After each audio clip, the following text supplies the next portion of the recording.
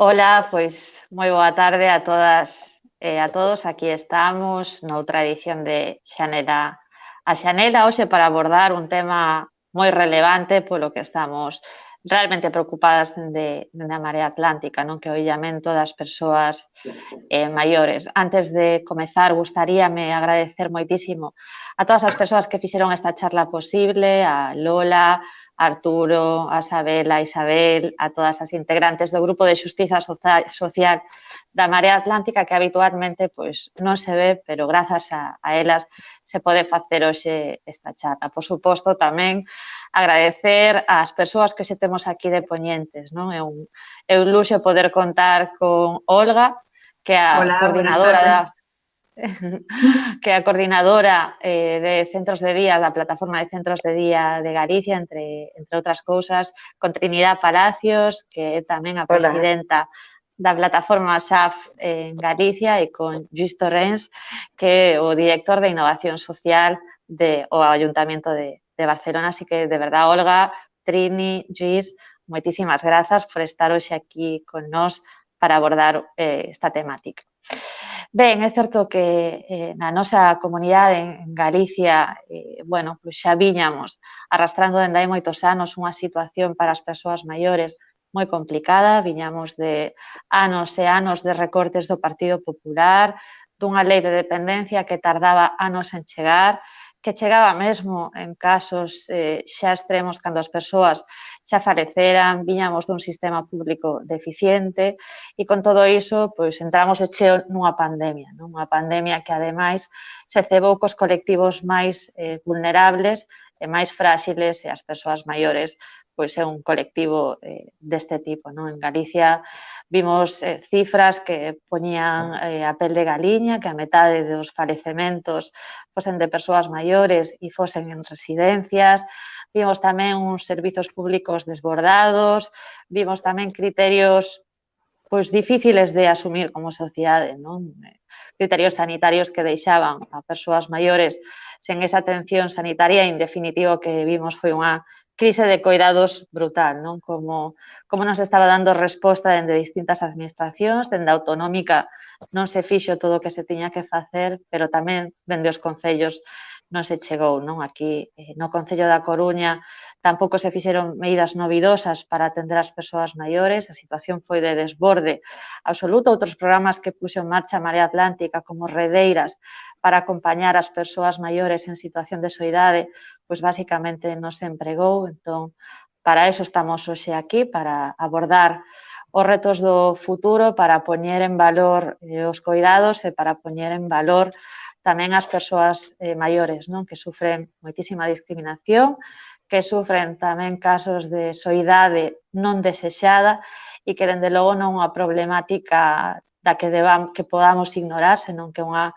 problemática que temos que resolver en común como comunidade. Así que hoxe temos aquí a magníficas poñentes. Queremos comezar falando do contexto e de en que punto estamos, non? A pandemia, como dicía, afectou moito o colectivo das persoas maiores, e gustaríame saber cal é a vosa opinión, Olga, Trini e Lluís, sobre como mudou a vida das persoas maiores tras esta pandemia, non? Que necesidades detectades vos no día a día das persoas maiores que se poden ver máis aisladas. Así que paso vos a palabra, 2 minutos, Olga, Trini e Lluís. Hola, buenas tardes. Bueno, si queréis empiezo yo. Nosotros estamos trabajando en centros de día para personas mayores. La verdad que en Galicia el 14 de marzo se ordenó por parte de la Xunta el cierre de los centros de día y permanecimos cerrados hasta el 15 de julio. El 15 de julio abrimos y en algunas áreas sanitarias solo por un plazo de 3 semanas, porque volvimos a cerrar y realmente la reapertura la hemos hecho ahora a finales de septiembre. Realmente las personas usuarias que acudían a los centros de día se han quedado totalmente sin servicio durante prácticamente medio año, lo que les ha llevado, lo que hemos detectado desde los centros de día, es a un empeoramiento general de la salud, a alteraciones de conducta, porque muchas personas tienen trastornos derivados de las demencias, a pérdida de la posibilidad de realizar actividades de la vida diaria, a una sintomatología depresiva muy grande, y a otros tipos de problemas, como problemas con las medicaciones, algo tan básico como problemas alimenticios o incluso problemas de higiene, ¿no? Que se hacía todo el seguimiento desde los centros de día. Realmente, cuando empezamos la actividad, de nuevo, la gente está muy ilusionada, pero bueno, hay muchos que no han podido volver porque han empeorado mucho, otros porque han fallecido, y estamos un poco acostumbrándonos a esta nueva normalidad, ¿no? Como nos pasa a todo. No sé qué puede comentaros Trini, por pasar a alguien. Pues sí, pues nosotras, bueno, sí que nosotras estuvimos trabajando durante toda la pandemia.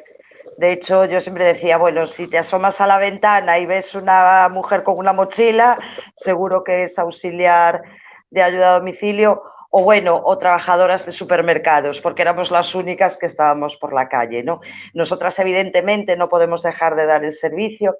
Sí es cierto que durante la pandemia hubo algunos usuarios que suspendieron el servicio porque al estar las familias en casa, bueno, pues no solo por eso, sino porque además tenían mucho miedo porque nosotras carecíamos de EPIs. Las primeras semanas no teníamos nada, ¿no? Entonces, bueno, pues muchas familias, unas cuantas suspendieron los servicios, ¿no? Al hilo de lo que decía Olga, también nosotras tenemos muchas personas usuarias que van a centros de día y sí que lo notamos porque, a ver, somos también muy partidarias de los centros de día porque si no se quedan en casa y no hacen absolutamente nada. Es decir, pueden estar sentados viendo la tele, muchas veces no se quieren ni levantar de la cama. Entonces, nosotros sabemos que los centros de día pues hacen actividades, se mueven, están con otras personas y con todo esto de la pandemia, entre el miedo, porque sí que es verdad que lo que notamos es que tenían mucho miedo. Nosotros lo que vemos es un poco también lo que dice Olga, ¿no? Cuadros depresivos, falta de actividad, porque también nosotros tenemos muchísimos, nosotros atendemos a personas mayores y a dependientes, ¿vale? Pero sí es verdad que la falta de actividad física se les nota, porque una parte de nuestras funciones es la estimulación física y cognitiva, pero tened en cuenta que nosotros vamos 1 hora al día, como mucho, ¿no? Entonces, en esa hora tienes que hacer un poco de todo. Y sí que notamos principalmente miedo y después también deterioro físico y en algunos casos cognitivo. Porque, bueno, pues porque de repente su realidad cambia absolutamente. Entonces, hay personas que viven solas, que el único contacto que tienen con el mundo exterior, por decirlo de alguna manera, somos nosotras. Nosotras vamos 1 vez al día o 3 veces a la semana, según las horas que tengan asignadas, pero vamos solo 1 hora. Es decir, nosotras no podemos hacer mucho más, ¿no? Y la soledad pues crece, porque antes pues iba a verlos pues un pariente, una amiga, pues podían tener visitas, ¿no? Podían muchos salir a la calle, pero con todo esto pues fue un aislamiento total y absoluto. También hay que tener en cuenta que no tienen acceso a Internet la mayoría de nuestros usuarios porque son dependientes. Entonces, pues no sé, no ven bien, no pueden leer, no oyen bien, no pueden escuchar música. Es decir, que una persona joven está aislada, pero puede hacer un montón de actividades. Una persona mayor con movilidad reducida y con otras patologías o con otros problemas está muchísimo más limitado, ¿no? Y entonces la soledad aumenta y fue una situación complicada si a eso además le añadimos, y vuelvo a insistir, al miedo. O sea, es que tenían un miedo atroz.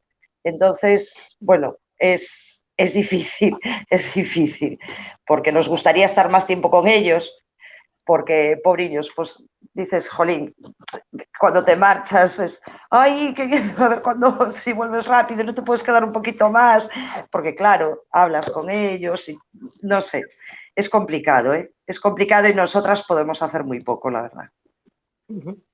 Vosotros, Lluís, desde el Ayuntamiento de Barcelona, ¿qué situaciones detectasteis, qué cambios pudisteis comprobar?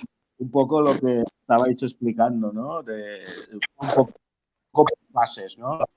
La primera fase fue dura en el sentido de que no había EPIs, ¿no? Y entonces la primera decisión que se tomó, el servicio de atención domiciliaria, pues depende del Ayuntamiento de Barcelona, fue intentar reducir al máximo los contactos, allí donde fuera posible, ¿no? Había, como también la gente estaba confinada en casa, pues la gente mayor, pues los que se podían servir por sí mismos o porque había familiares que convivían con ellos, pues estos intentamos reducir al máximo el contacto y hacer un seguimiento telefónico, y entonces solo nos concentrábamos en ir a los casos de soledad, ¿no? De gente que no tenían otro tipo de red, ¿no? Entonces nosotros llegamos a tener hasta un 60-65% de los servicios parados, o sea, que no íbamos a los domicilios, porque es que la primera prioridad que se decidió fue evitar los contagios. Teníamos un ratio de contagios brutal, montamos un sistema de seguimientos y si teníamos pues 4.000 trabajadoras familiares, llegó un momento en que a lo mejor el 20% estaban confinadas, no porque estuvieran contagiadas, pero sí que habían tenido algún contacto. Entonces había un riesgo muy alto, ¿no? Y sobre todo porque no había EPIs. O sea, había una escasez de EPIs brutal. Toda la compra que se estaba haciendo a nivel centralizada se estaba dirigiendo hacia los hospitales y hacia los centros de salud. Y luego tuvimos un problema gravísimo, que es que en las residencias el personal médico, la mayoría también tuvo que ser confinado. O sea, había un ratio elevadísimo de contagios o de posibles contagios, y nos quedamos de la noche a la mañana prácticamente sin servicio médico en las residencias, ¿no? La segunda fase fue la más terrible, ¿no? Que es la que pasó en las residencias, ¿no? Nosotros cada día, el servicio de atención domiciliaria, hacíamos una reunión cada día. Cada día a las 8:30 había una reunión con los proveedores y, por lo tanto, teníamos la situación controlada. Y esto era la competencia del ayuntamiento, pero lo de las residencias fue tremendo. En la ciudad de Barcelona tenemos 300 residencias, muchas muy pequeñas, la gran mayoría, obviamente, con habitaciones compartidas, y lo que vimos fue dantesco, ¿no? O sea, desde que las UCIs cerraron, ¿no?, el paso a la gente mayor durante unos días porque tenían miedo de colapsar las UCIs y decidieron priorizar otro tipo de enfermos, ¿no?, hasta pues esto, ¿no?, gente encerrada en las habitaciones para que no saliera cuando había situaciones muy graves, ¿no? Tuvimos que montar lo que se llama, o sea, para vaciar residencias en donde todos estaban contagiados. O sea, era muy grave lo que nos pasó durante la última semana de marzo, primeras semanas de abril, y por lo tanto ahí hubo un esfuerzo enorme, pero que costó vidas. O sea, no hay que mentir, ¿no? O sea, costó vidas porque no se pudo atender a todo el mundo de la manera que se tenía que atender, ¿no? Los que en esa época no solo faltaban EPIs, sino también faltaban respiradores. O sea, las UCIs estaban colapsadas, no se podían enviar respiradores a las residencias y había gente pues, que dejó morir literalmente en las residencias, ¿no? Nosotros lo que intentamos fue por lo menos que se pudieran comunicar, enviamos tablets, enviamos conexiones de 4G para que pudieran hablar, etcétera. Incluso montamos un servicio religioso en varias religiones, etcétera. Pero bueno, fue una situación muy complicada, la verdad es que fue muy complicada, ¿no? Entonces, bueno, la cosa se empezó a normalizar pues después a partir de mayo, obviamente. Pero es verdad, ¿no?, que el miedo, ¿no?, quizás ha sido la sensación más extendida entre la gente mayor, ¿no? O sea, claramente, ¿no? La gente que estaba en las residencias lo pasó mal, los familiares que no podían a veces ni contactar, ¿no?, con sus parientes, pues lo pasaron fatal, y la gente mayor que estaba en su casa confinada, aunque nosotros establecimos mecanismos para llamarlos a través de la teleasistencia, etcétera, pues también sabemos que lo pasaron mal, y esto ahora se está repercutiendo en que sabemos que empieza a haber muchos problemas, ¿no?, psicológicos en la gente mayor, ¿no? En todo este contexto que estábamos hablando, ¿no?, creo que hay muchos puntos en común, a pesar de que vuestro ámbito de trabajo tiene también esas diferencias. Estábamos comentando pues esos miedos, las consecuencias que tienen tanto física como emocionalmente el encierro, o no tener esos contactos sociales, o estar en una situación de aislamiento, ¿no? Entonces, nos gustaría también preguntaros qué alternativas hay para solucionar este aislamiento de las personas mayores que viven solas en sus hogares, ¿no? Si vosotras y tú, Lluís, consideráis que permanecer en el hogar el mayor tiempo posible favorece la autonomía y la calidad de nuestros mayores, o si opináis que en algún momento determinado es necesario acudir al ámbito institucional, y si el modelo de las residencias es el modelo válido, ¿no?, es el modelo que queremos. Así que, si os parece, os vuelvo a pasar la palabra. 2 minutos, Olga, Trini, después Luis. Bueno, la verdad que yo pienso que cada servicio está adecuado a una época de deterioro físico o cognitivo de cada persona, ¿sabes? Sí que es cierto que mantenerse en el hogar está totalmente demostrado, y un montón de estudios que demuestran que mejora la calidad de vida de las personas, pero sí que llega un momento que la verdad que facilitan bastante estar institucionalizado. ¿Por qué? Pues por el modelo de sociedad a la que estamos tendiendo, ¿no? Las familias trabajan, la mujer trabaja, está más integrada en el mundo laboral, entonces es más difícil que se haga cargo de las personas mayores. Entonces sí que llega un momento que la persona mayor debe de institucionalizarse. Pero bueno, cada vez está demostrado también que llega más tarde. Cuando yo ya llevo 22 años casi trabajando en el sector, y cuando yo empecé a trabajar, la gente se empezaba a institucionalizar con 75, 78 años.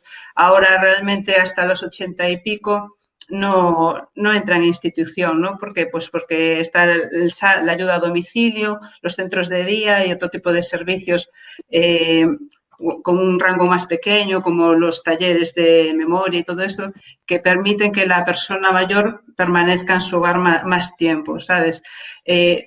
Hombre, la verdad que está evolucionando, o sea, en todos estos años todo este sistema está evolucionando, queda muchísimo por evolucionar, y yo creo que la pandemia lo que está ayudando también es a cambiar un poco el sistema tal como estaba concebido hasta ahora, ¿no? En buscar alternativas que eviten todo lo que ha pasado esta vez, ¿no? Y yo creo que los que estamos en el sector nos estamos poniendo las pilas, y que estamos viendo otro tipo de recursos que a lo mejor, si no hubiese sido por la pandemia, no hubiésemos acudido a ellos, ¿no? Como tirar un poquito más de las nuevas tecnologías, o buscar la unión entre servicios, y ya no solo los servicios sociosanitarios, también la parte sanitaria en sí, ¿no? Unir el gran campo sociosanitario con el sanitario, que si no llega a ser por la pandemia, a lo mejor llegaríamos a abordarlo, pero no tan a corto plazo, ¿no?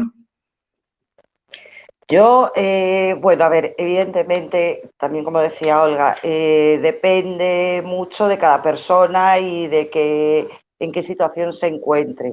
Sí es verdad que hay, evidentemente, casos con un deterioro cognitivo severo, pues que la familia no se puede ocupar y que pues no les queda otro remedio que ir a una residencia. Hay otras personas hay otro tipo de residencias que son, bueno, como una vivienda compartida. Son residencias, pero bueno, digamos que van allí a dormir, les hacen la comida, les hacen la cama, es casi como un hotel, ¿no? y porque, bueno, porque son autónomos, entonces pues pueden estar ahí y prefieren estar acompañados que no solos en casa. Pero evidentemente lo ideal sería quedarse en casa, en nuestro entorno, en donde hemos vivido siempre, rodeados de nuestras cosas, rodeados de las personas conocidas y de los lugares que conocemos, ¿no? Desde el servicio de ayuda a domicilio, evidentemente yo creo que lo que hace falta de entrada son más horas, porque no son suficientes. Segundo, que el servicio de ayuda a domicilio sea realmente un servicio sociosanitario, porque el problema que tenemos es que nos confunden con la chica para todo y para la limpieza nada más, que a veces a quien favoreces es a la familia, no a los usuarios.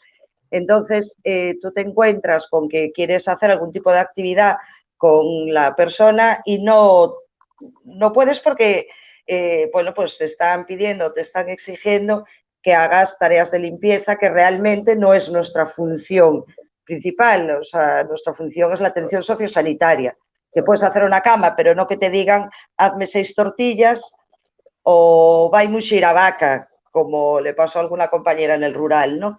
Entonces, tiene que el modelo de atención sociosanitaria en el hogar tiene que cambiar, eso está claro. Tiene que darse más atención a las personas, ¿vale? Que hacer la cama es necesario, por supuesto, también en una residencia, pero hacerle la comida también. Pero bueno, que se está confundiendo mucho lo que es esto. Y después, por supuesto, ojalá hubiera más acompañamiento, porque realmente las personas que viven, sobre todo solas en casa, lo que necesitan es alguien que les escuche, alguien que les hable, que les cuente cosas, que las saque a pasear. Y hoy por hoy eso, tal y como está planteado, no es posible. Hoy está planteado casi como un servicio de limpieza y poco más. Sí que evidentemente hay que bañar, hay que dar de comer, hay que dar la medicación pautada, etcétera, etcétera. Pero es muy poco tiempo el que tenemos en cada domicilio y así es prácticamente imposible hacerlo todo. Yo creo que tienen que cambiar muchas cosas, la verdad, muchas. Bueno, nosotros en Barcelona, a ver, lo que está claro es que otra crisis como la que hemos tenido, tenemos que intentar que no vuelva a ocurrir, ¿no? Y por deciros un ejemplo, ¿no? De estas 300 residencias que yo os decía que teníamos en Barcelona, teníamos 275 antes de empezar la crisis y nos aparecieron 25 que ni siquiera la Generalitat tenía controladas, ¿eh? O sea, para que fijaros el lío que había, ¿no? Con unos servicios de inspección prácticamente inexistentes, ¿no? Entonces, lo que tenemos es que más de la mitad de estas residencias, más o menos, tienen menos de 25 plazas y que son pequeños pisos, ¿no? En medio de la ciudad, ¿no? Muchos sin ni siquiera terraza, o sea, con muy poco espacio, y ahí es donde ha habido muchos problemas, ¿no? Habitaciones dobles, etcétera. Imposible hacer confinamientos individualizados, ¿no? Entonces, todo este modelo va a tener que cambiar radicalmente porque no va a ser posible, ¿no? Entonces, siguiendo un poco con lo que estabais diciendo, ¿no? Aquí hay un tema que es el continuo asistencial, ¿no? La gente quiere estar en su casa el máximo de tiempo posible. Entonces, lo que se trata, ¿no? Y es lo que intentamos nosotros con el modelo este de las supermanzanas, ¿no? Es que la gente esté en su casa, pero que reciba el máximo de atención, lo más parecido con el modelo este de las supermanzanas, ¿no? Es que la gente esté en su casa, pero que reciba el máximo de atención, lo más parecido. Tengo eco, pero ya está, se ha eliminado, parece. Que reciba una atención parecida en tiempo y en disponibilidad al que puede tener la gente en una residencia, ¿no? Esto que parece muy difícil, ¿no? Cuando tienes mucha densidad de usuarios en una ciudad como Barcelona, es relativamente fácil porque tú puedes tener pequeños equipos de 10, 12 trabajadoras familiares que se acerquen a los domicilios que hay cerca en una zona, ¿no? Pongamos 40, 50, 60 domicilios que están a menos de 5 minutos andando, ¿no? ¿Qué es lo que puedes hacer con esto? Cuando tú miras los ratios de horas, ¿no? De personal que existen en las residencias y sumas al final todas las horas que hay, ¿no? De los auxiliares de geriatría, de los fisioterapeutas, de la cocinero, todo, ¿no? Y divides por el total de residentes, al final te salen horas muy parecidas a las que tiene una persona con grado de dependencia 2 o 3, ¿no? O sea, no hay mucha diferencia, ¿no? La diferencia básica es que en el caso de la atención domiciliaria son horas seguidas, ¿no? Es 1 hora, 2 horas al día o 1 hora cada 3 días y, en cambio, en una residencia te vienen a ver por la mañana, te lavan, no sé qué, te hacen la cama, te sacan a pasear, en fin, ¿no? Todo el ciclo diario, ¿no? Si fuéramos capaces de replicar esto, pero a domicilio, conseguiríamos niveles de calidad de servicio de atención, incluso un 24/7, parecido a una residencia. Yo creo que el futuro es por aquí más que otros modelos, ¿no? Por decir algo, en Barcelona es imposible construir residencias para todo el mundo que necesitaría una residencia. Tenemos una lista de espera de miles de personas con 3 años de lista de espera, etcétera. Y yo creo que vamos a tener que movernos más en modelos de estos, ¿no? En donde equipos trabajen, ¿no? En equipo para atender 24/7, como si fuera una residencia, a las personas que viven en estas, en sus propios domicilios. Y ahí puedes pensar si viven solos o viven en domicilios compartidos con otras personas, etcétera, ¿no? Pero yo creo que el futuro va a ir más por aquí que por extender el modelo de residencias.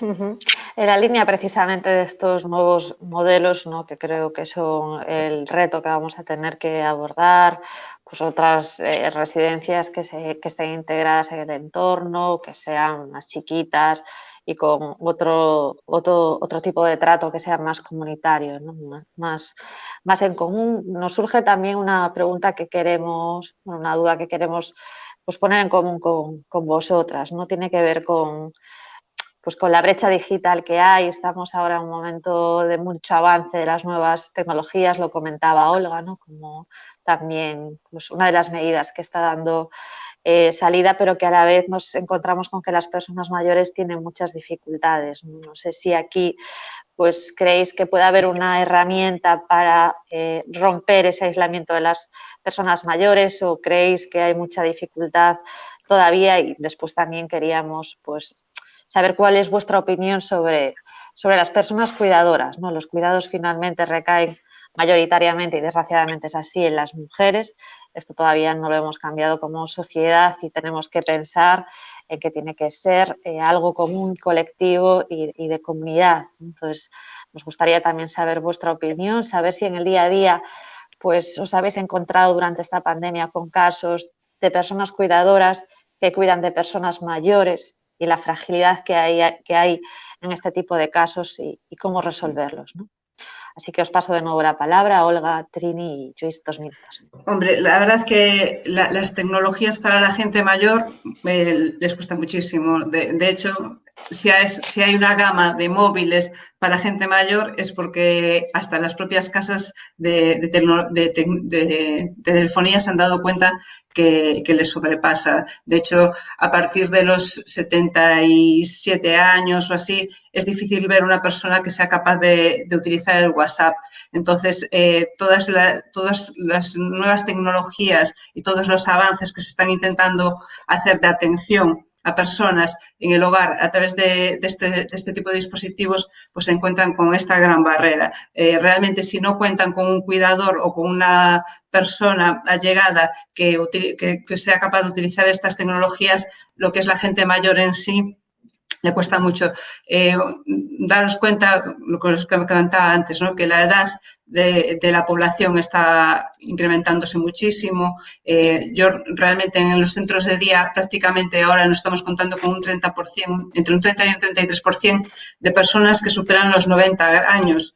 Que es fácil decirlo, pero es muy duro. Entonces, no podemos pretender que gente de 90 años sea capaz de utilizar estas nuevas tecnologías. Y claro, si ellos tienen 90 años, es que sus hijos tienen 70 años, porque antes normalmente cuando tenías los hijos era raro que tuvieras más de 20 años, ¿no? Entonces los hijos suelen tener sobre 70 años, por lo cual ya de por sí, lo que decías tú antes, Silvia, ya es gente mayor también, ¿no? Entonces realmente nos estamos encontrando como dos generaciones de gente mayor, una que necesita mucha ayuda y otra que necesita ayuda, no tanta, pero también la necesita, ¿no? Entonces, claro, ahí la brecha digital está clarísima y mucho tienen que mejorar las tecnologías para que ellos sean capaces realmente de utilizarles. Es cierto que desde que están todos estos sistemas táctiles y que responden a la voz, les facilita bastante el uso, pero aún así a todo les es totalmente imposible a veces de llegar a ellas, ¿no? En cuanto a lo que comentabas de la mujer, pues sí, realmente la mujer sigue siendo, como no, la gran cuidadora, ¿no? Es un estigma que poco a poco supongo que se irá cambiando. Supongo que cuando llegue mi generación, que ya somos casi las cincuentonas, pues la cosa cambiará un poco, pero realmente a día de hoy las que cuidan son las hijas, ¿no? Tenemos un gran grupo de gente que no tiene cuidador porque no ha tenido hijos o no tiene ningún familiar próximo, o si no, las siguientes cuidadoras son las hijas. Y claro, ellas tienen una gran sobrecarga porque daros cuenta que poco a poco ahora están cuidando de sus padres que son muy mayores, están cuidando de los nietos con la pandemia y están también muy sobrecargadas, ¿no? Lo que es la sobrecarga del cuidador con lo de la pandemia lo han llevado fatal. Entonces están un poquito desesperadas, buscando alternativas que ahora se empiezan a despejar un poquito, pero hasta ahora no estaban tampoco, no tenían muy claro por dónde iban a salir. Y supongo que ahí Trini también lo puede decir, ¿no? Porque Sí. supongo que en las casas es lo que se encontrará también.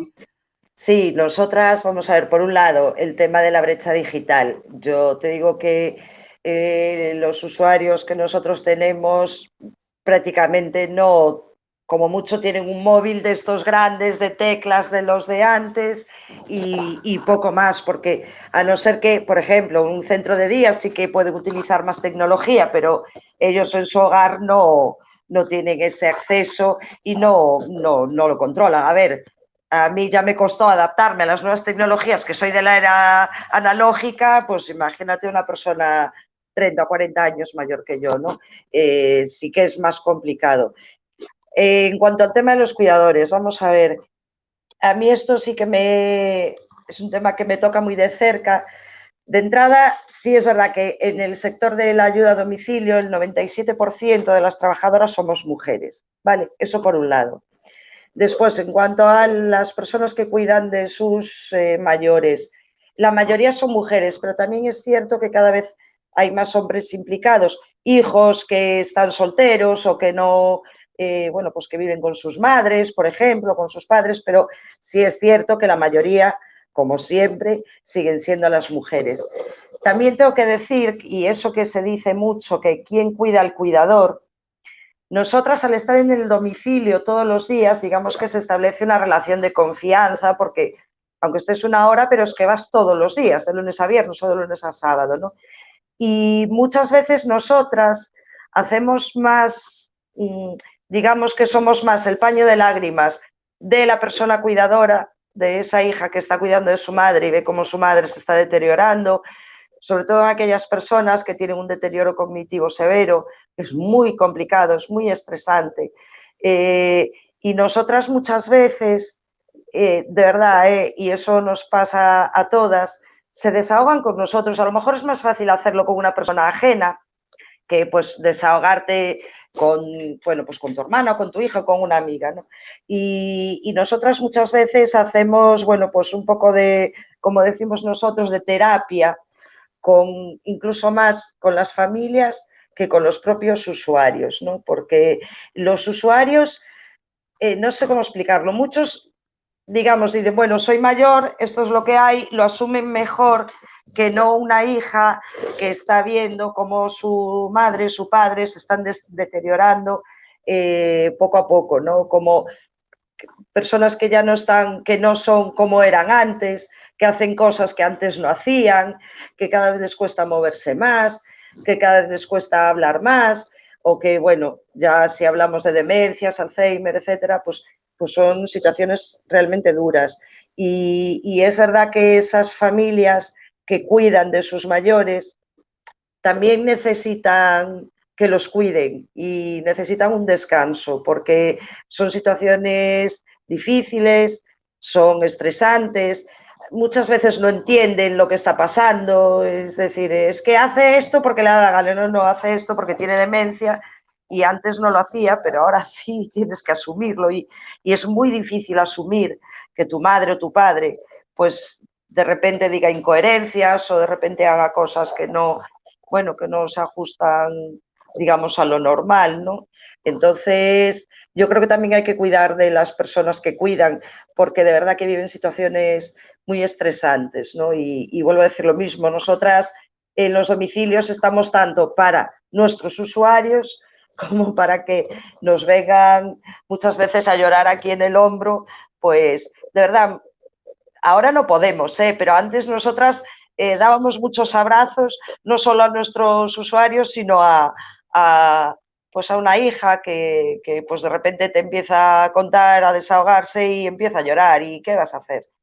Pues darle pues ánimo y darle algún tipo de orientación, puedes hacer esto, puedes hacer lo otro. Esto me preguntan muchísimo, ¿es que hace esto? ¿Es normal? Sí, es normal. Tu madre no es la única persona que hace esto, pues porque, bueno, pues porque tiene una demencia frontal o bueno, lo que sea. Y son situaciones complicadas. Por eso que se dice mucho, pero que se hace poco, que es cuidar al cuidador, eso se hace muy poco. Y nosotras, pues nada, con mucha paciencia y todas las espaldas. ¿Qué le vamos a hacer? Es nuestro trabajo. Sí, bueno, yo siguiendo con esto, ¿no? Yo no tengo obviamente la experiencia directa que tiene Trini, ¿no? O que tiene Olga, ¿no? Pero sí que tenemos algunos datos, ¿no? O sea, nosotros hicimos una encuesta a las personas cuidadoras y a las personas cuidadas y les preguntamos que cuántas horas recibían de cuidados, ¿no? Y ahí vimos que había una gran desigualdad en función de seguramente el estrato social, ¿no? Porque es verdad que el servicio público pues da las mismas horas, es universal y da las mismas horas a todo el mundo, ¿no? Pero al final es una hora de promedio al día, o sea, es que no es más, ¿no? O sea, si yo divido todas las horas que dio el Ayuntamiento de Barcelona por todos los usuarios, nos salía una hora al día laborable, ¿no? Pero cuando les preguntamos a la gente, pues, qué otros servicios recibía, ¿no? Pues había pues gente que tenía pues una persona contratada o gente que lo que tenía era apoyo familiar, básicamente lo que habéis dicho, ¿no? Femenino, la hija, la nieta, la sobrina, la hermana, etcétera.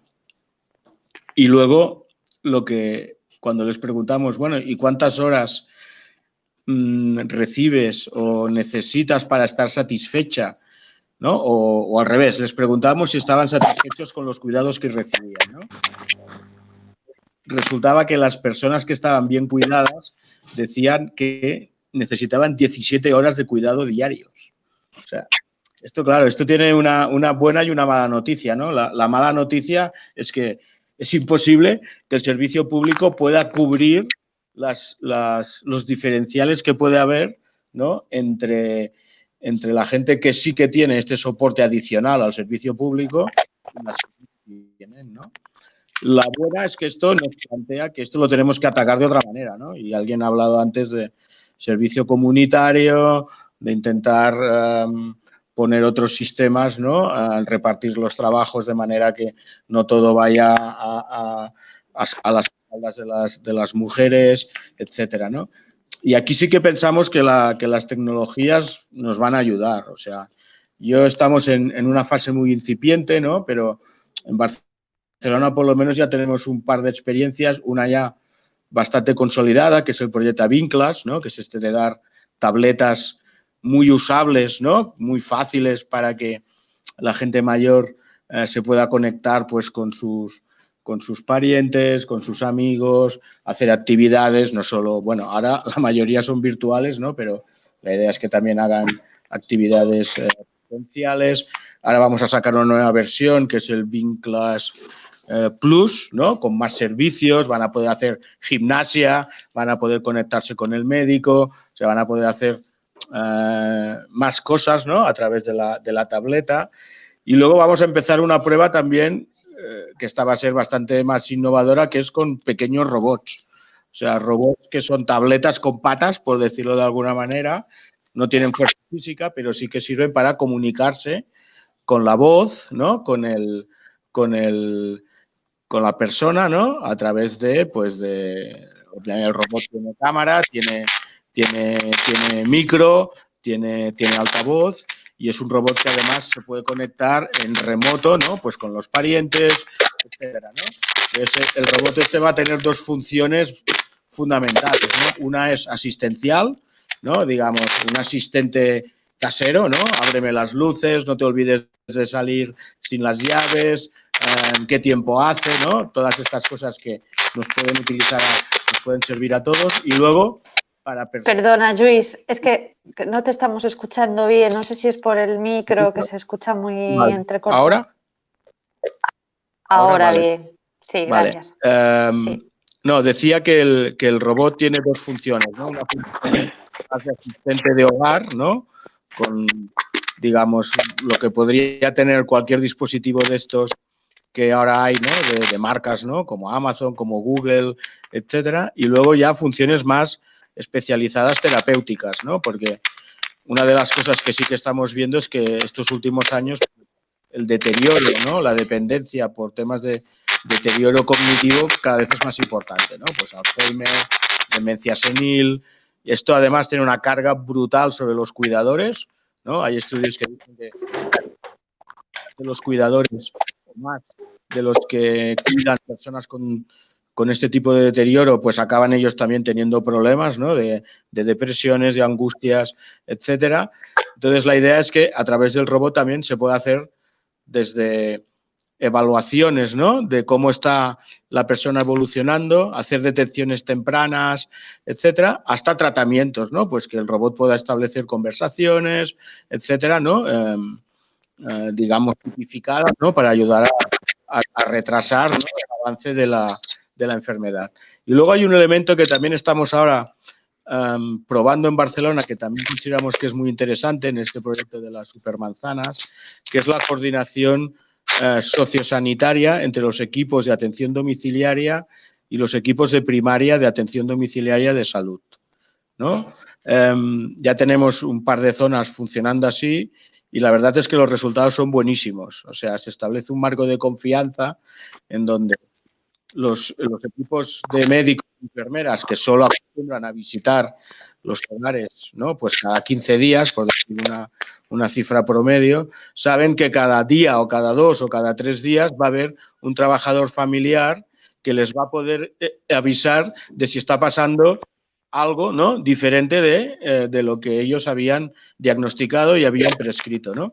Y a la vez el trabajador familiar tiene un teléfono, tiene una voz directa, una interlocución directa con los médicos y las enfermeras por si detectan alguna cosa y tienen alguna duda, pues yo qué sé, sobre medicación, sobre algún efecto adverso, sobre algún empeoramiento del estado de salud, que puedan llamar directamente, ¿no? Sin tener que pasar por todo un laberinto burocrático ¿no? Que pasa por el trabajador social, luego el trabajador social llama al trabajador social del equipo de atención primaria de salud, luego estos hablan con el médico, todo esto es como muy farragoso y muy difícil de que sea operativo, ¿no? Entonces, esto está funcionando muy bien y pensamos que también es una línea muy interesante de futuro, ¿no? Para la gente que está en casa. Pues sí, la verdad es que están saliendo ideas, yo creo que interesantes. Comentábamos también anteriormente la necesidad, ¿no? Y yo creo que también un poco estaba hablando ahora Luis de la coordinación sociosanitaria, lo importante que es. Sí que me gustaría también que explicaseis, ¿no? Por qué consideráis que es tan importante y cómo se puede llevar a cabo, cómo se puede traducir desde distintos ámbitos, ¿no? Desde los centros de día, desde el servicio de ayuda en el domicilio y mismo desde las administraciones, ¿no? También nos gustaría abordar en qué está fallando la administración, ¿no? Comentábamos también que las horas no son suficientes, que no se puede llegar a cubrir todas las necesidades reales, pero bueno, también nos encontramos con situaciones de pensiones no contributivas bajísimas que no llegan para cubrir otros servicios privados. Entonces sí que nos gustaría también pues, saber ¿Qué opináis de la actuación en la administración, ¿no? Tanto cómo actuó en los centros de día, cómo está actuando en el servicio de ayuda a domicilio, y en Barcelona también, pues qué carencias se pueden ver y qué retos hay para el futuro, ¿no? También nos parece interesante reflexionar y encontrar soluciones a los casos de indefensión de mayores, que incluso se pueden dar situaciones de maltrato, y creo que las administraciones no están siendo capaces de llegar, ¿no? ¿Cómo podemos abordar todas estas cuestiones? Y de nuevo os paso la palabra a Olga, Trini y Luis. A ver, bueno, me parece muy interesante lo que estaba comentando Luis, que se está probando ya ahí en Barcelona. Me parece fundamental para el futuro, ya lo comentaba antes, el sector sociosanitario tenemos que unirnos con el sanitario totalmente, tenemos que tener un vínculo directo, tanto el SAD como los centros de día y residencias. No puede volver a suceder que las residencias sean núcleos aislados, lógicamente no están medicalizadas y deben de tener ese servicio y tiene que cubrirse desde la parte sanitaria y deben de estar totalmente integrados. No solo como hasta ahora, que prácticamente se tira de sanidad para la farmacia, ¿no? Pues no, el resto de servicios deben de incluirse en nuestro sector. Eso me parece fundamental. Ahora lo estamos viendo. Para saber qué medidas tomar, qué protocolos realizar en los centros.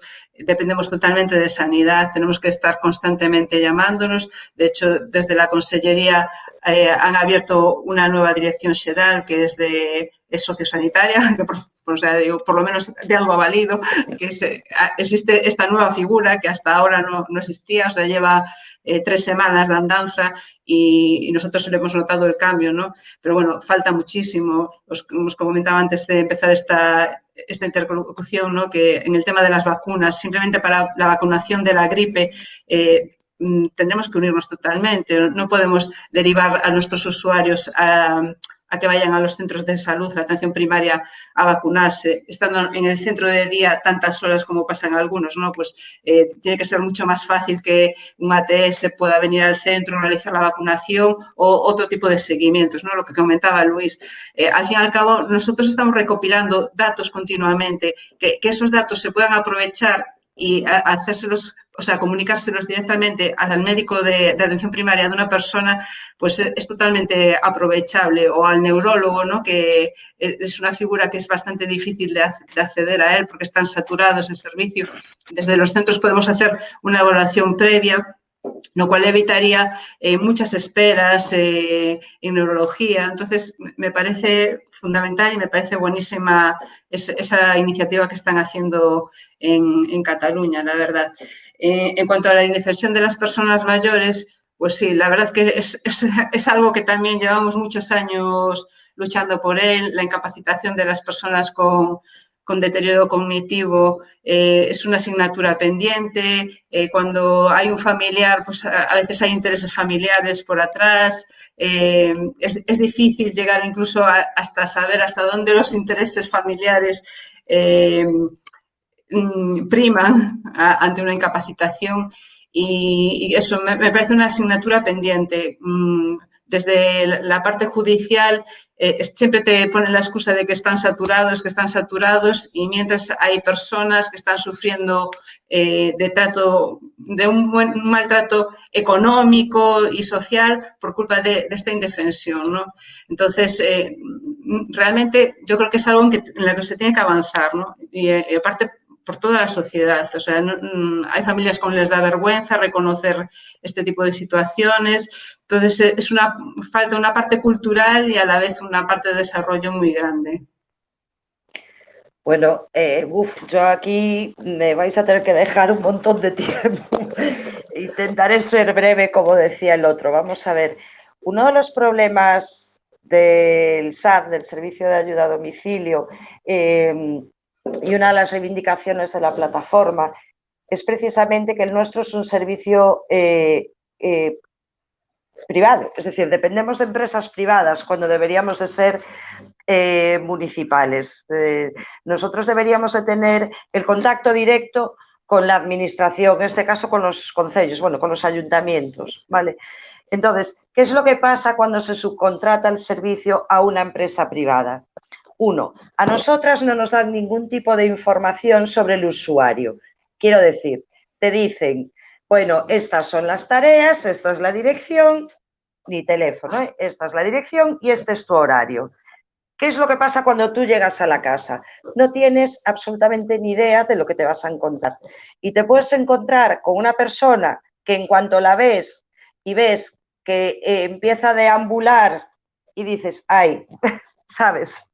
Vale, esta persona tiene demencia, algún tipo de demencia, tiene Alzheimer.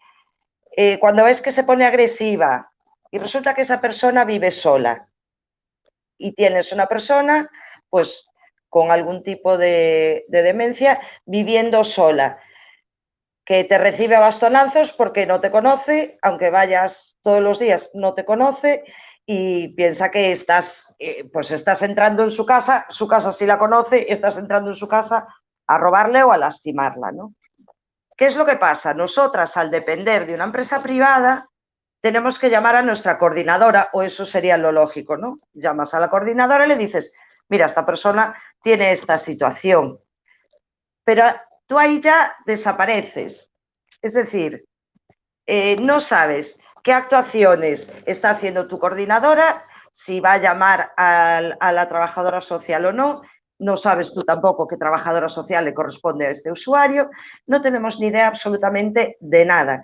Y eso es un problema muy grave porque nosotras deberíamos de conocer en qué situación están nuestros usuarios.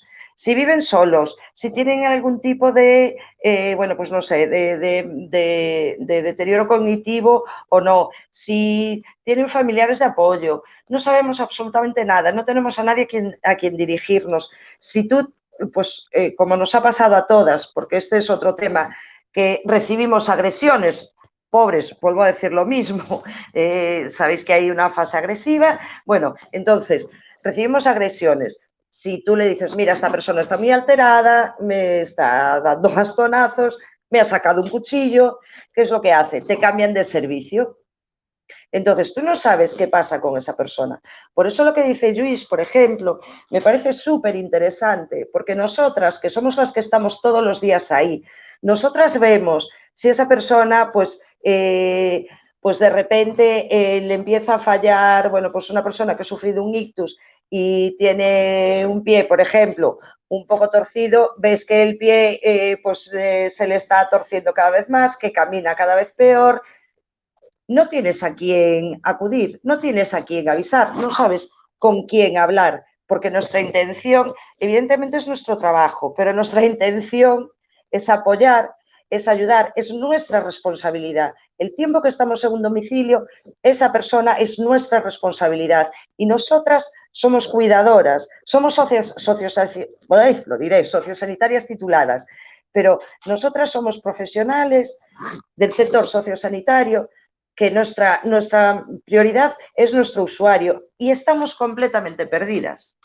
Podemos detectar, a lo mejor, tener sospechas de que esa persona está recibiendo algún tipo de maltrato por parte de un hijo, por ejemplo. Vale, nosotros damos parte a nuestra coordinadora y hace o no hace. No te dan información de ningún tipo. Entonces, para mí, desde luego, me parece fundamental que las sociosanitarias, que somos las que estamos todos los días en los domicilios, que conocemos perfectamente la situación de cada usuario, que sabemos si hoy está bien y mañana está mejor o pasado está peor, que podamos tener contacto directo con los responsables médicos y con las administraciones, con los trabajadores sociales que se ocupan de todo esto. Por lo tanto, uno, las administraciones públicas, pues en este caso los ayuntamientos, que suelen ser los responsables de los servicios, desde luego deberían darnos más valor y no solo dar más horas, dar protección, porque otra de las reivindicaciones de la plataforma, por ejemplo, es un teléfono de atención al usuario en el que tanto el usuario como las sociosanitarias podamos llamar a ese teléfono y decir, mira, que fulanito de tal resulta que tengo sospecha de que su hijo lo está maltratando, por ejemplo, o que no la está tratando todo lo bien que debería. Y así con infinidad de cosas. Nosotras que somos, y vuelvo a insistir, las que estamos todos los días en los domicilios, tenemos que ser también las primeras que conozcamos la situación de nuestros usuarios, porque claro, lo vas sabiendo porque estás en las casas, pero cuando entras por primera vez no tienes ni idea. Y hay familias que te cuentan, pero hay familias que no te cuentan. Hay usuarios que te pueden contar y hay usuarios que no te pueden contar porque es verdad y nos hemos encontrado gente viviendo sola que realmente no puede vivir sola. Es que no puede vivir sola, de llegar a una casa y encontrarte los 4 fuegos de la cocina encendidos, por poner un ejemplo, ¿vale? Entonces, nuestro contacto es nuestra coordinadora en la empresa privada que nos ha contratado, pero a partir de ahí no te cuentan absolutamente nada. No te dicen si un usuario tuyo ha fallecido. Te cambian de cuadrante y te dicen, no, a partir de mañana vas a este otro sitio. Y resulta que has estado un año con esa persona y ni siquiera le puedes dar el pésame a la familia porque no te has enterado de que esa persona ha fallecido. Entonces, las administraciones, municipalizar los servicios, eso ya de entrada. Y en segundo lugar, claro. Pues estamos muy de acuerdo. Es que me enciendo. Sí, estamos muy de acuerdo con esta propuesta, Trini. Vamos a pasarle la palabra a Luis. Que bueno, yo, ya nos va a ver, llegando. os juro que cuando hay coordinación sanitaria, esto es muy diferente. O sea, claro. Es verdad. Y de hecho es tan diferente que ahora hay un proyecto para extenderlo ya a toda la ciudad. Nos ha pillado en medio de la crisis de la COVID, pero vamos, que la idea es extenderlo, ¿eh? Ahora, visto esto, ¿no? Y esto ya os digo yo que es así, ¿no? Hay más elementos que yo creo que habría que hablar, ¿no? Por ejemplo, la semana pasada, ¿no? O hace 10 días, el Ministerio de Asuntos Sociales o de Derechos Sociales, ¿no? Envió a las comunidades autónomas un plan de choque en donde se querían recuperar las horas, ¿no? De servicio en función de los grados de dependencia, ¿no? Pero era un poco como volver a la situación de hace, pues, 8 años, ¿no? Pues donde decimos 70 horas, ahora son 90, donde rebajamos a 45, ahora son 65 y donde decíamos 20 son 30. Yo creo que esto es un modelo que en esto que yo os explicaba antes, ¿no? De una atención continuada, yo creo que deberíamos intentar cambiarlo, ¿no? Porque es un modelo basado en horas de facturación, no en atención al usuario, ¿no? Yo voy 2 horas a casa y facturo, haga lo que haga y a lo mejor el usuario en realidad necesita 3 horas o necesita una, necesita más un día y necesita menos la otra, pero como todo el sistema de financiación, lo que el ayuntamiento le factura al gobierno autonómico, luego lo que el gobierno autonómico le factura al Estado, todo va, ¿no? Basado en horas, pero no en calidad, ¿no? Entonces, yo creo que aquí hay que repensar el modelo de arriba abajo. Lo que pide, ¿no? Es la atención que recibe la persona, ¿no? Y aquí hay otro elemento que es, bueno, hay algunos elementos que yo creo que son importantes, ¿no? Uno es esta pelota que vemos, la vemos en los ayuntamientos y la vemos en las administraciones autonómicas de a ver quién se come al usuario, ¿no? Lo envío al sociosanitario, lo paga el Departamento de Salud. Me lo vuelven a casa, lo pago yo. Y entonces, a ver, se trata de intentar, ¿no? Con presupuestos restringidos. Claro, si esto hubiera una cosa que se llama, ¿no? Presupuestos capitativos, que es algo que se hace en otros países, ¿no? En donde todo el dinero para atender a la gente mayor, con independencia de qué tipo de atención está recibiendo, ¿no? Si está institucionalizado o no, etcétera, se pone todo en una misma cesta. Entonces, buscar la mayor relación, digamos, calidad-coste, ¿no? Ahora no, ahora hay, digamos, una lucha entre los diversos departamentos de las administraciones autonómicas o entre los ayuntamientos y los departamentos para ver quién se hace cargo, ¿no? Porque yo no quiero hacerme cargo con este gasto, ¿no? Entonces ahí tenemos un problema que es de concepción estructural del modelo, ¿no? Por ejemplo, hay una cosa tan sencilla como que con los recortes que hubo en el año 2012, se dejó de pagar el transporte a los centros de día. Entonces, en la ciudad de Barcelona tenemos la mitad de los centros de días con lista de espera y la otra mitad con plazas vacías. Cuando todo el mundo sabe pues, que para mucha gente mayor estaría muy bien que pudieran asistir al centro de día, pero como no está montado el servicio y la gente no tiene la capacidad pues, para pagar el servicio, pues pasa esto, ¿no? Y el último elemento que quisiera poner es también dentro de esta perspectiva de continuo sociosanitario, yo creo que habría que extender mucho más la carrera profesional de la trabajadora familiar, ¿no? Ahora es una carrera muy corta, o sea, eres o trabajadora familiar o tienes a las trabajadoras familiares y ahí se acabó todo el recorrido, ¿no? Pero viendo, ¿no? Pues que las dependencias que se están generando ahora cada vez necesitan de más conocimiento experto, ¿no? Sobre enfermedades mentales, sobre situaciones complicadas, etcétera. Lo que se tendría que desarrollar es una carrera profesional en donde, por un lado, ¿no? Una carrera horizontal que reconociera este conocimiento experto, esta experiencia, y luego que fuera posible ir evolucionando también con más conocimientos, con más formación hacia temas más sanitarios, ¿no? Porque al final, igual que las enfermeras han conseguido hace muy poco, ¿no?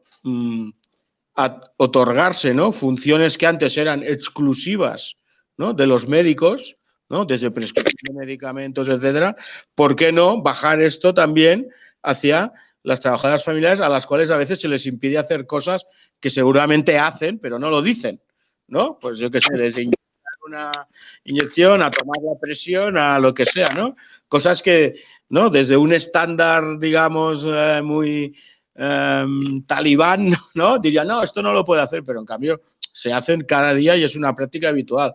Por lo tanto, estos compartimientos tan estancos en las profesiones médicas separadas de las sanitarias, hay de la social, yo creo que también habría que pensar en cómo se hace una evolución, ¿no? Para cambiar esto, porque esto no es la realidad ni es lo más eficiente seguramente, ¿no? Eso, perdona, Luis, eso lo hacemos por nuestra cuenta. Quiero decir, muchas de nosotras, al margen, pues a mí que me interesa mucho el tema de la mente humana, pues digamos que te vas formando por otro lado. Pero la empresa no te va a facilitar esa formación, simplemente nosotras lo hacemos para mejorar en nuestro trabajo, ¿sabes? En el día a día, sí, nada más. Bueno, está claro que efectivamente la formación también tiene un peso muy, muy importante en todas estas cuestiones. Nos acaban de llegar 2 preguntas de personas que nos están viendo en estos momentos dirigidas a ti, Luis. La primera es la fórmula Lola y dice lo siguiente: ¿cómo está funcionando actualmente el proyecto Radars en Barcelona? Bueno, pues el proyecto Radars está funcionando bien y está ya yo creo que en el 80% de los barrios de la ciudad. Tiene como unos 1.800, 2.000 usuarios activos y ha sido de mucha utilidad, por ejemplo, durante el confinamiento, porque obviamente esto es gente que ya se sentía sola, que ya tenía un problema de aislamiento social antes, ¿no? Antes de la crisis del COVID. Entonces, lo que se hizo fue un seguimiento bastante extenso de saber cómo estaban, de incluso darles actividades. Claro, cambiaba un poco el modelo de actuación porque había que hacerlo todo en remoto, ¿no? Pero nosotros estuvimos hablando, ¿no? con la gente de Radars. Y la verdad es que, bueno, consiguieron por lo menos frenar esta sensación de que todo se les echaba el mundo encima a esta gente, ¿no? Por lo tanto, estamos bastante satisfechos de cómo estaba funcionando el tema, ¿no? Igual que con el Vinclas, ¿no? Que es lo que os explicaba, ¿no? Se complementaron bastante en el tipo de usuarios, ¿no? Que había que, de alguna manera, hacer una monitorización más intensa que de otros tipos de usuarios, ¿no? Nos dice María también que le parece muy interesante el proyecto de ordenación de supermanzanas en ayuda a domicilio y te lanza también una pregunta, Lluís, y es la siguiente. ¿Conocéis experiencias en edificios o en pisos individuales y que tengan los servicios compartidos?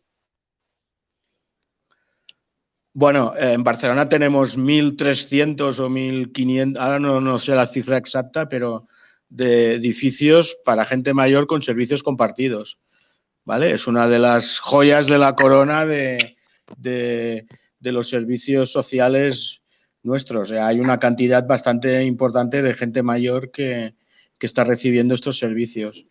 Y, claro, los niveles de satisfacción son muy elevados. Son muy elevados porque te permite tener tu propia autonomía, ¿no? Con tu propio apartamento, etcétera, y además, ¿no? Tener, pues, desde el comedor, ¿no? Una serie de servicios adicionales, pues, digamos, de calidad, ¿no? Y claramente la incidencia que hemos tenido del coronavirus sobre estos ha sido muchísimo más baja que la que ha habido en las residencias. O sea, ha sido un sistema de protección con un grado de efectividad elevadísimo, ¿no? Lo que es verdad es que, aparte de esto, que esto entre nosotros es caro de hacer la inversión, ¿no? en construir estos edificios, etcétera, sí que tenemos que explorar otros modelos tipo esto, ¿no? Lo que se llama el cohousing senior, ¿no? O sea, buscar, por un lado, ¿no? Gente que se quiera agrupar para construirse su propio edificio. Esto es costoso en tiempo y es complejo, ¿no? De organizar, pero luego sí que queremos explorar el tema de, ¿no? Viviendas grandes, que en Barcelona hay viviendas grandes en donde varias personas mayores, ¿no? puedan vivir juntas y recibir algún tipo de servicio adicional, ¿no? En donde el coste, ¿no? para el ayuntamiento o para el gobierno autonómico sea similar o incluso más bajo que el que pudieran tener en otro tipo de atención, ya sea residencial, ya sea a través de la atención domiciliaria, pero que en cambio la calidad en términos de dedicación, de atención personalizada, etcétera, sea más alta, ¿no? Pues muchas gracias, Lluís. Aquí cerramos la parte de preguntas y ya para ir cerrando esta charla sí que me gustaría pediros a cada uno, a Olga, a Trini y a Lluís, un breve titular, muy breve, sobre pues, los nuevos modelos, sobre el aislamiento de personas mayores y hacia dónde creéis que tenemos que ir. Primero Olga, luego Trini y cierra Lluís. Gracias. Perdona, que tenía el micro apagado y no lo daba encendido. Nada, pues un poco el titular sería cooperación entre el sociosanitario y sanitario y la unión de todos los servicios. Sí, pues yo le robo el titular a Olga porque creo que eso es muy importante y además cuidar de los cuidadores también. Bueno, yo sumaría las dos cosas, ¿no? Y añadiría esto, ¿no? Ser capaces de identificar estas situaciones de desigualdad, ¿no? En la atención que recibe la gente mayor, tanto los cuidados como las cuidadoras, ¿no? E intentar que a través de la intervención, ¿no? comunitaria, pues estas desigualdades no fueran tan evidentes, sino que se corrigieran, ¿no?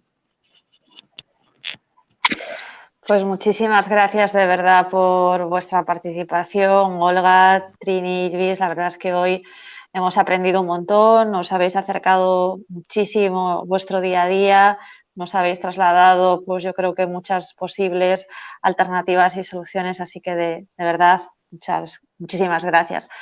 Las personas mayores son las que nos trajeron hasta aquí, elas deronnos absolutamente todo, nos debemos todo tamén, a nosa obriga a facer o que nos queda de camiño, aínda que sexa no momento difícil, aínda que veña maldadas, facelo xuntas, facelo en comunidade e facelo ademais como nos ensinou a xente maior, que coidando tamén e coidando de quen coida. Así que aquí remata Xanela.